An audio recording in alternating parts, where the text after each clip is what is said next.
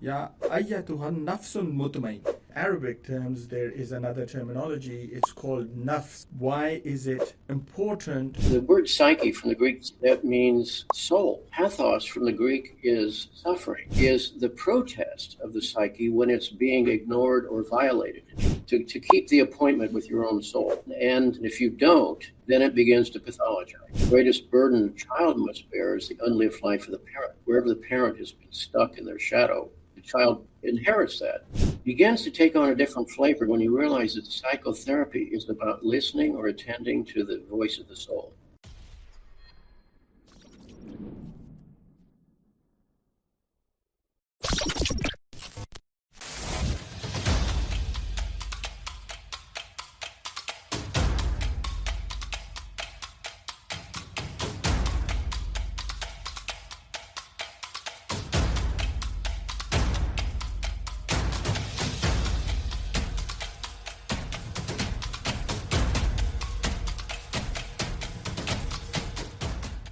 Hello and welcome to another episode of Khan Klinics, powered by American Muslim Today. Today, we're very excited to introduce our esteemed guest in our studios, Dr. James Hollis, a distinguished Jungian psychoanalyst and author. Dr. Hollis earned his degree from Manchester University and Rooh University and spent 26 years teaching humanities before training as a Jungian analyst at the Jung Institute in Zurich. Dr. Hollis currently lives in Washington, D.C. and teaches psychoanalyst. He has numerous leadership roles, including executive director of the Jung Educational Center and the Jung Society of Washington. He has also many publications and presented at many national and international seminars. Dr. Hollis is a professor of Jungian Studies at Saybrook University and has authored over 20 books, which have been translated into many languages, reflecting his profound impact on depth psychology. Dr. Hollis' work delves into key Jungian concepts such as persona, ego, which is in an Islamic context can be understood as the self or the soul that represents an outward individual identity present to the world.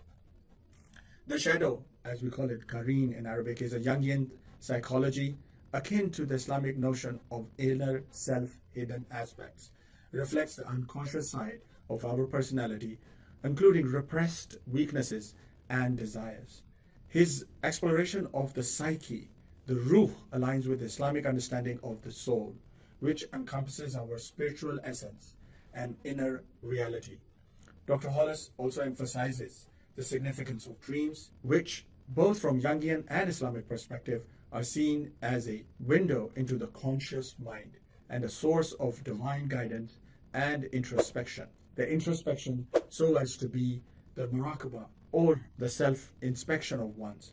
Jungian psychology, developed by Dr. Carl Jung, focused deeply on the psyche and the introspections. Dr. Hollis continues his exploration with great depth and clarity, bridging these profound psychological concepts with spiritual insight. So let's get to Dr. Hollis and dive into the discussion we had with him today on these numerous topics. So we're going to get right to Dr. Hollis. Dr. Hollis, welcome to our studios and to our podcast today. Thank you very much. It's a pleasure to be with you. So Dr. Hollis, we're going to get right into the questions, and please do explain to us first a little bit about the self S, the S with the self, and the sense of self. Well, first of all, when we talk about the nomenclature of analytic psychology, we need to think of those terms as verbs, not nouns. And I make that distinction because they're labels we put on energy processes. The psyche is fluid, it's flow, it's energy, and it's constantly moving. And what Jung and other depth psychologists have tried to do to sort of map that flow, just as physicians try to map the circulation of the body. So if we think of the self, when we use that term, the first thing that comes to our mind in our culture is, well, that's who I am, that's myself. That's really the ego speaking to itself. And the ego is an old Latin term that means I, who I think I am at the moment. The I is a cluster of energy that we're not born with it. We begin to accrete it by the experience of being split off. Before birth, presumably, we're walking through the sleep state of the universe. All our needs met, we're violently expelled into this world, and slowly begin to realize the me and the not me, and the I and the thou, and that sort of thing. And that's how the ego begins to form. So the ego at any given moment has a sense of itself. When Jungian psychologists talk about the self with a capital S, to try to distinguish it from the ego's sense of self, they're really talking about the whole person. Descartes famously said, trying to solve the question, do I really even exist? Is this some sort of dream? He said, I think, therefore I am. Well, that was the ego splitting itself off from the organism of nature that's continuing to be nature. But at any given moment, the ego can be occupied by some other kind of psychological energy, split off. So, for example, when you're a child, you're told not to touch the oven, it's too hot. Well, sooner or later, the child's going to do that, and it now has an experience that it incorporates within itself, and it can begin to recognize certain shiny objects that may be attractive, could also be threatening in some way too. So that becomes what is called a complex. Now, a complex is a neutral word, like apartment complex, airport complex. It's a cluster of energy, but it has a value to it. Is it positive? Is it negative? All right. Is it helpful to you? Is it harmful to you? So even when I speak as myself, well, which part of me is speaking? Is it the frightened child who's speaking? Is it the compliant personality that is speaking? And as we all know, we early on start reading the world around us. Is it safe? Is it unsafe? Can I approach you, the parent? Or do I need to keep my distance? What happens when I express my needs? Do you run to support and help me? Or are you absent, or you get angry or punitive or whatever?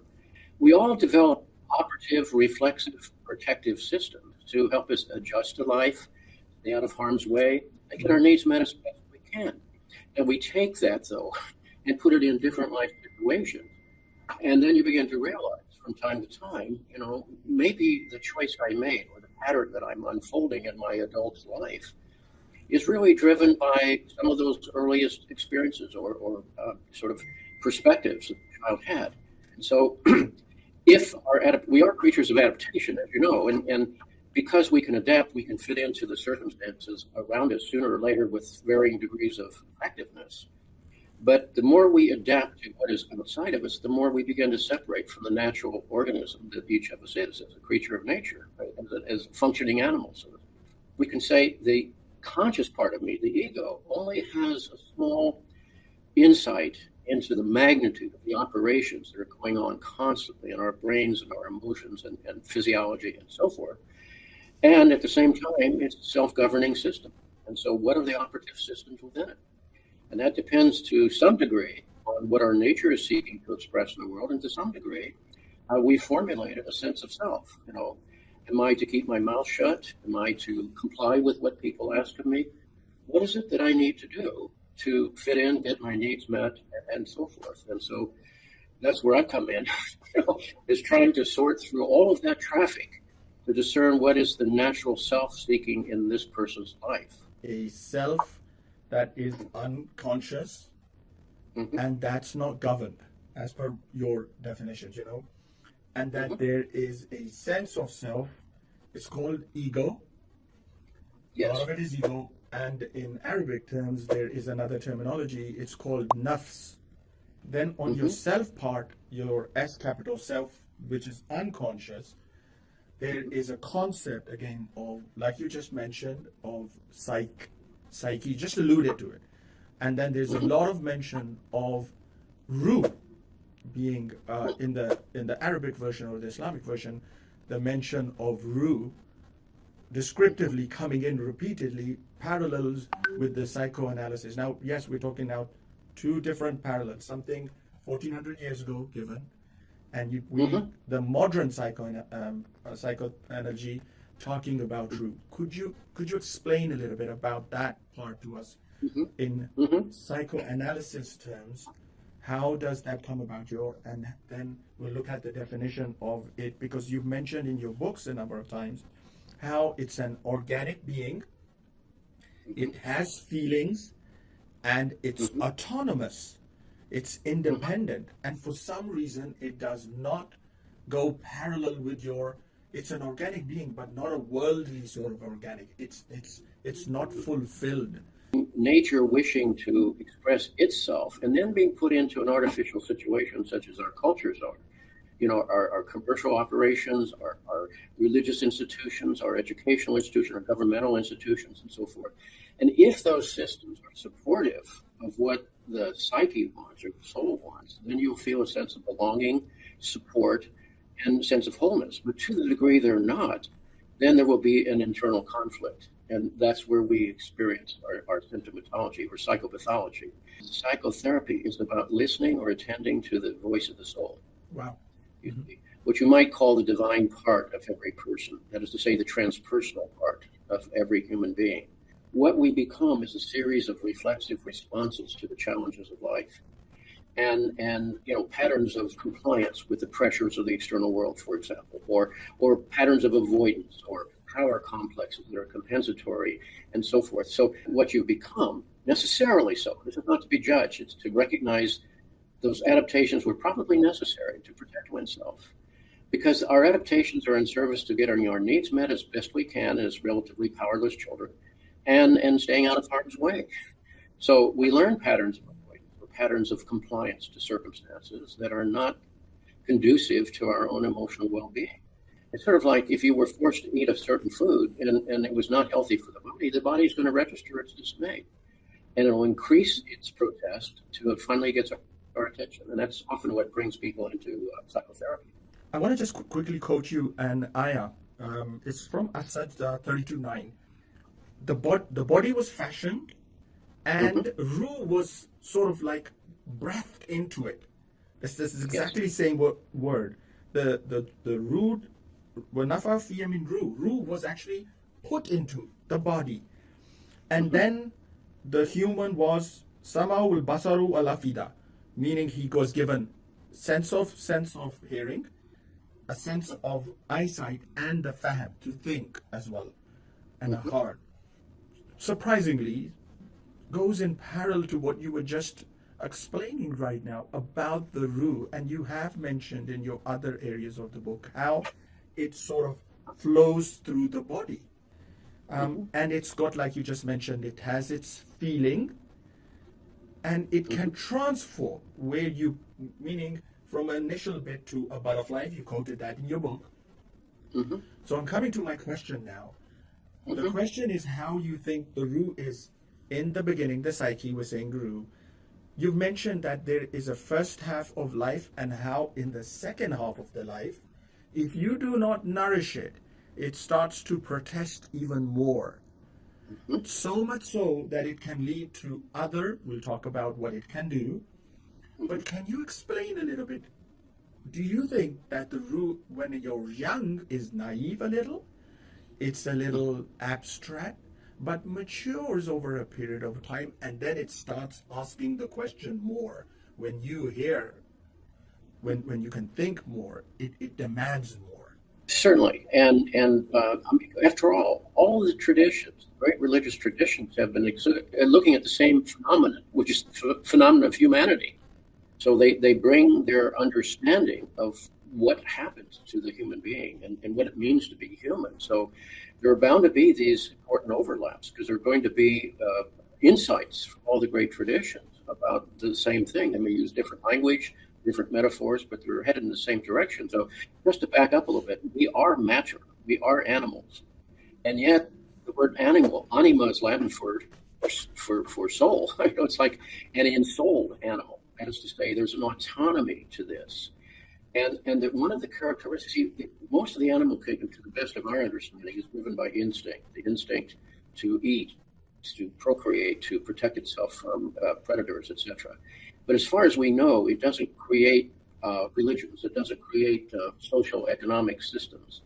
It doesn't suffer neuroses. It can be frightened by predators and act instinctually to protect itself, as we do. But it doesn't anticipate, let's say, its mortality in a way that humans do. As children, we have one message and that life gives us, and it's accurate, actually, and that is the world is big and you're not. The world's powerful and you're not. So how are you going to fit in? And so we either give the world what it's asking of us, or we spend our life trying to find ways to get away from that. Either way, we're responding to that rather than something that's coming out of us, which is our natural, instinctual, and spiritual expression. So in the first half of life, we have, as children and young people, the same kinds of frustrations, but generally speaking, the continuing demand of the world is to fit in, to get an education, leave your parents, get a job, be self-supporting, form commitments in life, perhaps become a parent, all useful and social functions that are necessary to maintain a family and a society. On the other hand, at some point in one's life, and this often happens to people, as you know, they will have done all the right things as they were instructed to do so, or as they believed they were needing to do to fit in. What is the soul asking me? Which is, what is the self asking me, rather than what my ego or my complexes are asking of me? And that's a humbling experience. It doesn't make you feel great and on top of the world. It says, I have to go back to the drawing board. That's what took me into 6 years of analysis in Switzerland. It wasn't that I was planning to change my life. I wasn't planning to change my careers. I moved from academia to psychoanalysis as a therapist. It was simply to try to say, how do I get this depression to go away? It was, as a child, I felt them so strongly. I needed to defend myself against their strength. And of course, things don't go away, they go underground and come up somewhere else. And so I began to realize that in this humbling experience, I thought I'd done the right things, but my own psyche is protesting. We have to question why we rush too quickly to medication, to say, well, let's have this problem go away, rather than say, why has it come to me? Is it possible that my own soul is trying to connect to me? Energy system is another, that if I'm doing what's right for me, the energy is there. Now, in real life, we have to mobilize energy to get up at 3 a.m. and change the baby's diaper, whatever is needed to go to work on time. But if you we all know this, if you keep diverting your energy to places that are hostile to the well-being of your own soul, it's going to show up as boredom, enervation, ultimately self-medication, depression, whatever. And thirdly, dream or autonomous reactions. Something in the psyche knows us better than we know ourselves. And I was interested to find from sleep research that we average about 6 dreams per night. And everybody's going to say, well, I don't dream that much. I don't remember my dreams. So it's serving some role in nature. Nature doesn't waste energy. And secondly, to really pay attention over time, you begin to realize there's an other inside of each of us that is seeking to communicate with us. You talk in your books about you've got to shut up, suit up, and show up, which means that mentally stop talking about other stuff, but address this issue about the call Yes. with your soul. If you don't do it now, it's going to eat you up from inside, or it's going to have a bearing. And then, Dr. Hollis, you also mentioned about how often you've got to meditate. This appointment or addressing the issue has been a form of meditation. We call it Salah, which is like going into a little prayer domain. You mentioned that it's probably twice, at least a day, morning, evening. You can break that out. Could you explain a little bit when you are doing that, and if you are doing that, what are the things you've got to try to address? Well, I had a colleague in Ontario, now deceased, Mary Woodman, who said she always told her clients, if you're going to work with me, you need to dedicate a minimum of 1 hour a day to spend time with yourself, to meditate, to work with your dreams, to do something that responds to your interior. And she said, most people say, I don't have time for that. I don't have that time. You should. Right. And then she said, then you're not ready to really work with your own soul here.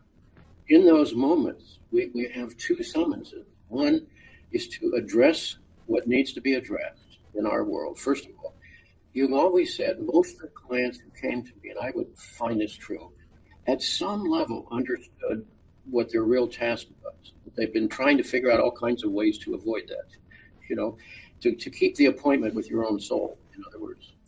And the purpose of the therapy then was to call us back, and you used a very important word, vocation. That's different than job. Job's how you pay your bills. Vocation is what you're called to be as a human being. That's a different matter. And sometimes they can come together, but they don't have to necessarily. But the point is, we all have appointments with our own souls. Do you keep the appointment? If you don't, then it begins to pathologize. One winds up in self-medication. One winds up dealing with depression. One loads up in medications. Or one lives a life of frenetic investment in the outer world, a world of distraction. There are people who have life far worse. So don't whine. Just shut up about that. Recognize there are people who are having their children killed. There are people who don't have enough food tonight. There are people who have no shelter. Your problems are minimal compared to that. So shut up. Now, shut up means do your homework. Don't expect things to happen just magically. Do what you need to do to facilitate change and growth, and pay your dues. And thirdly, step into life. Show up. Not show off. Show up. Just do the best you can. Stop beating up on yourself. Just do the best you can. You have to pull out of the noise, pull out of the traffic to recover a sense of self. So I try to, before I work with clients every day, I spend time with myself and see what my dreams were saying the night before, or what's coming up, saying, all right, but what is that really about? But what is really seeking its expression in the world through us? That is not self-absorption. It's not narcissism. It's, in fact, humbling. It means, oh, well, here's another thing I didn't know about myself. I have to pay attention to that. Oh, here's something I'm called to face. You don't put it this way. He said, there are three pieces to this work of self-healing. He said, first is insight. That's where psychology can help. But he said, from that point on, it really depends on the moral character of that individual. Second, he said, is courage to face whatever tasks life brings us. And thirdly, he said, is endurance, sticking it out over time. Insight, courage, persistence, endurance. And when we bring that to the table, we regain a sense of purpose and dignity in our lives, even if it's conflictual and difficult. I want to quote quickly a ayah from Hud 11:14. Just very quickly. وَقِيمَ الصَّلَاةَ طَرَفَ النَّهَارِ وَذُلْفًا مِنَ اللَّيْلِ. Basically meaning that establishes your salah. Salah meaning that same connection, disconnecting from the world and connecting to something else. Do it at the both extremes of the day, the mornings and the evenings. So it's giving a specific time, just like how you've mentioned, in your 24 hours, try to dissociate, break it up into two, and then contemplate the day and the night. Because the next bit is very interesting as well, because it also talks about yudhibana sayya, which essentially means the negativity, the thoughts that are there. You got to try to wipe them out. In this specific case, it talks about your negative sins, negative things that you accumulated, because when you are doing that, you're establishing a little connection. Which brings us to our next bit, is about talking about the shadow, or addressing what we call the Kareen. Kareen is like your, I want to phrase it a little cautiously, devilish part. The part that we have to be mindful about. وَمَنْ يَعْشُ, there's another quote, ayah 43:36, which talks about and whoever turns a blind eye to the reminders, he will be at the disposal then of the Kareen, the disposal of the devilish one, close to him. And then it specifically says, Shaitanun fahuwa lahu Kareen. You'll become more near to that part of the shadow of the Kareen. You, Dr. Hollis, also talk about that a lot in your therapy analysis. Would you explain what's connection here with the shadow, and how do we have to dispel that off with constant reminder, with the meditation, that this exists and needs to be addressed, just like the Rooh wants something?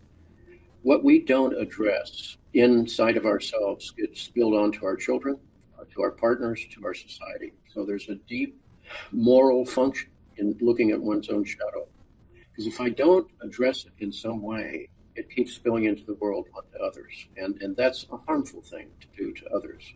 That's why Jung said once, the greatest burden a child must bear is the unlived life of the parent. Wherever the parent has been stuck in their shadow, the child inherits that, and often has to either repeat it, which is common, or spend their life trying to get away from them. If we're not conscious of them, they just keep spilling into the world. If we are forced to become conscious of them, or we invite that dialogue, then we realize that many of the things we do are in service to, say, motives or agendas that are not comfortable to us or may be inconsistent with our values. But you don't want your life governed by your fear responses, right? That's a shadow issue. So if I'm going to unhook my decisions in the outer world, I'm going to have to face my fears. And you can see why that's a reason to keep all of that underground, because I don't want to do that. And that's why it has that autonomy. Or maybe some of my motives are really selfish and manipulative, and I don't want to look at myself in that light. But then again, those behaviors continue to bring harm to those around us. Or maybe it's coming out of my insecurity that I'm seeking to demonstrate something with someone else, or control or manipulate them or something. One of the wisest things said about this was from the Roman playwright Terence, who many millennia ago, or 2.5 millennia ago, nothing human is alien to me. So it's easy for me to say, well, I could see all your flaws, but I'm not capable of seeing mine. I know who the enemy is. It's you, right? That's why this work is not narcissism and not self-absorption. It's about being accountable. That's the central thing. That's one of the most important words I could use here is accountability. In the second half of life, as we begin to look at our history and to see some of those patterns. I mean, none of us wake up and says, well, today I'm going to do the same harmful or stupid things I've done for a long time, but we will if we stay on automatic pilot. But to begin to say, all right, but where is that coming from in you? I often ask clients to examine, a certain impulse or behavior or pattern. What is that in service to inside of you? That's the key. Because one of the characteristics of shadow is we usually have, we have to start dealing with it in some way, a ready or rationalization. Well, I did this because you did that, or because you didn't do that. I see, in other words, I'm disowning any responsibility for this. Freud talked about a young man who tried to disown his own dreams. He said, but, there were things in my dreams I would, they're not me. And Freud said, well, whose dream do you think you were just talking about? It was your dream. Your psyche embodied it. So the greatest task we can do for others is to work on our own shadow, because one thing is clear to me, and I wrote about this in the book on relationship, is that no relationship with another person can be more evolved than our relationship to ourselves. Because where I'm stuck, where I'm blind, where I'm refusing to be accountable, it's going to play out with the other person sooner or later. And that's why I keep looking to the other person to fix this or something like that, when in fact the work that I have to do is my own work. That's the best thing I can do for you. Address the Kareen, come at peace with it, and constantly remind yourself about its existence. The modern science differs with that. They're always mentioning about that dreams being abstract, probably, like you mentioned, like they're describing as it being it's just a thought process. What's your thoughts on the dreams? Because reading Religion and Follower, I believe that dreams have a meaning, and especially in all of the religions, other than Islam, prophets were able to see dreams. They had true meanings. They had to follow, which is a higher level of state, obviously. But every dream had a meaning. I want you to know, Dr. Hollis, where do you stand on the dream part, and how do humans have to address the dreams when they see something?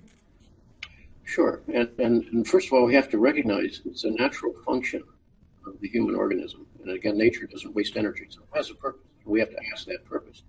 Sleep researchers also tells us if you reach 80 years old, and I'm 84, if you reach 80 years old, you'll have spent 6 years of your life dreaming.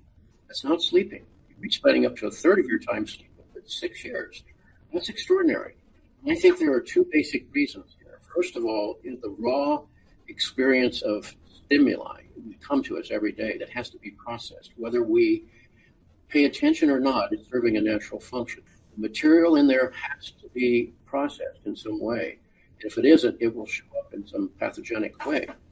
Secondly, if you pay attention to it over time, you begin to realize, again, there's something in the psyche that's responding to our lives, what's happening to us, what our choices are. Who would ever make this up consciously?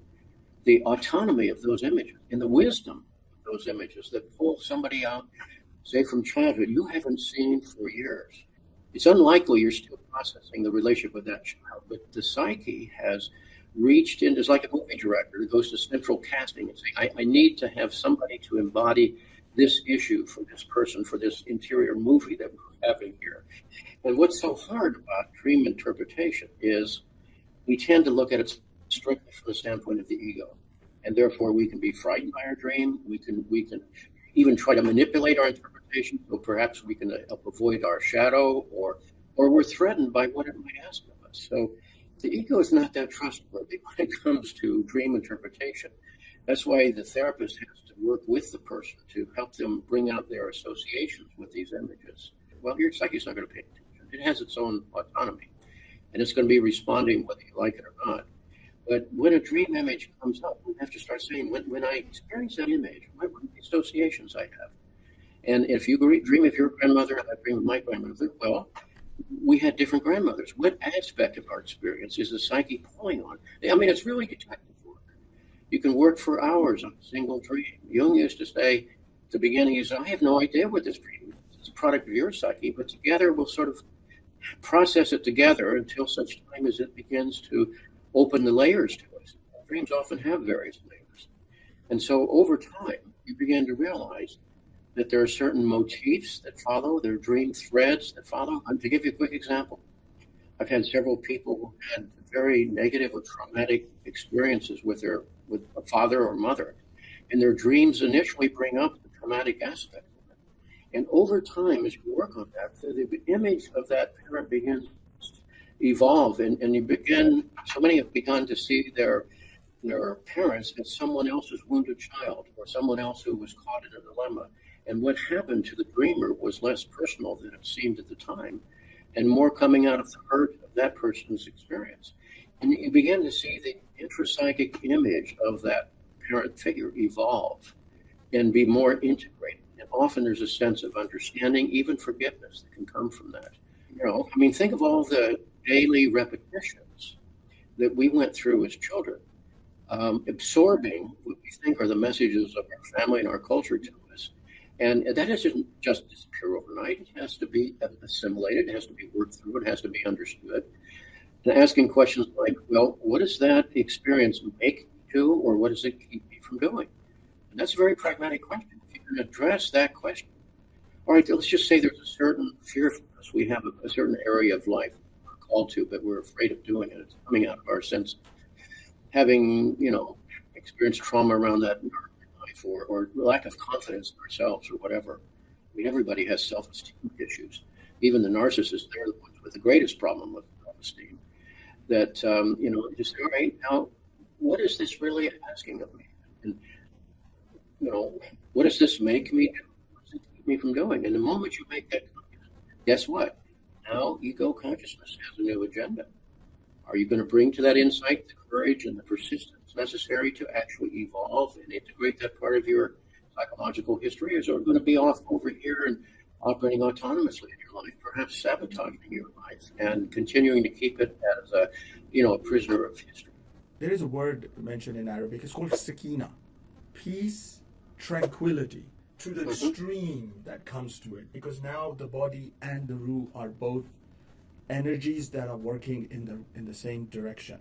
And the nafs itself, there is another ayah 89:20 says Ya ayyatuhan nafsul mutmain.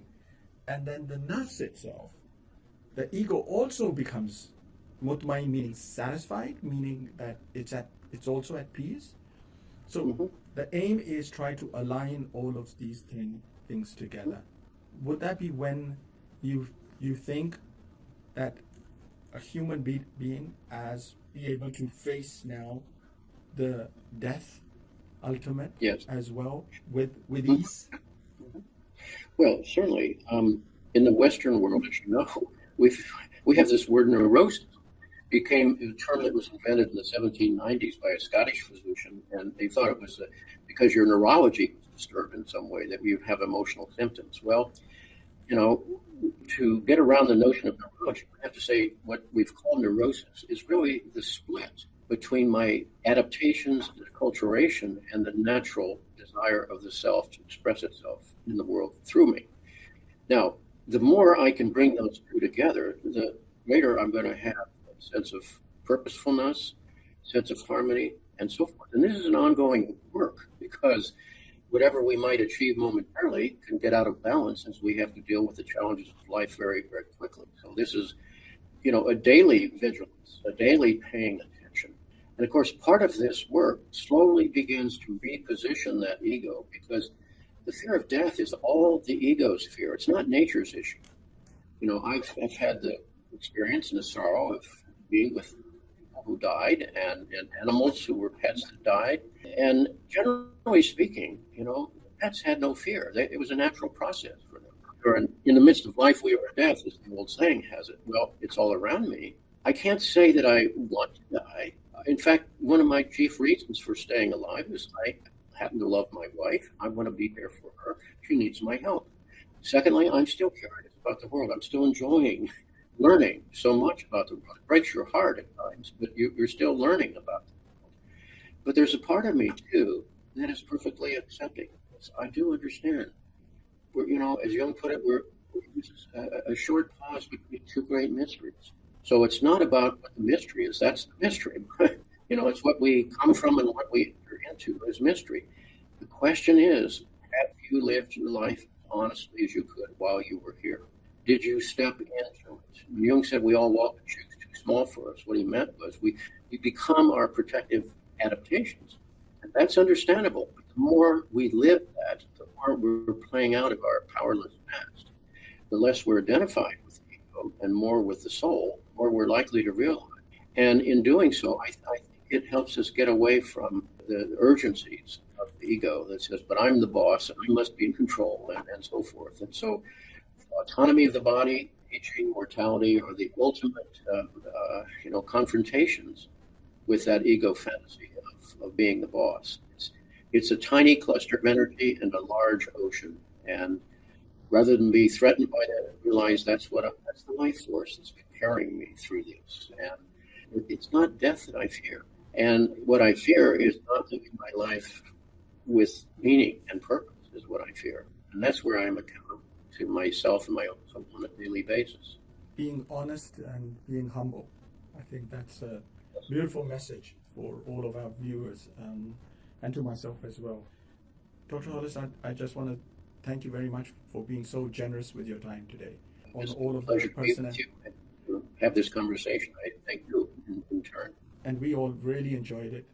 We thank you very much for your time, and we also wish you good health. And thank you. Hopefully we can have you back in our studio some other times, because there's so many other concepts and brilliant animals and other parts that we have not touched on, but we are mindful about the time, and we really, really appreciate you being with us. Thank you very, very much. You're quite welcome. I wish you well. We wish you well too. Have a blessed day, sir. Thank you.